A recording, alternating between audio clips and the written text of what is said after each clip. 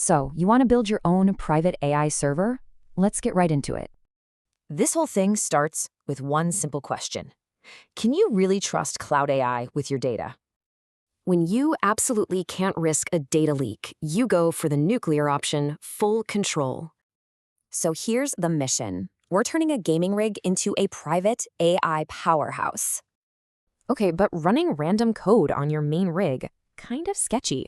So how do we stay safe? You use a virtual environment. Think of it like a disposable hazmat suit for your code. All right, phase 1, building the brain. Just grab LM Studio and download the Llama 3.1 model. And just like that, you've got almost 5 gigs of pure intelligence living on your machine.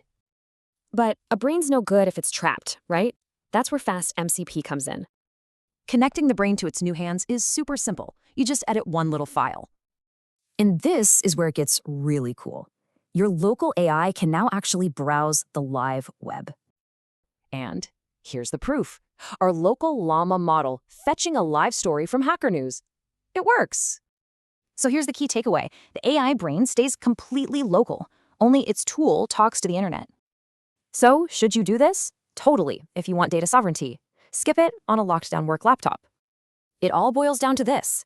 Are you going to build on their cloud or on your own metal?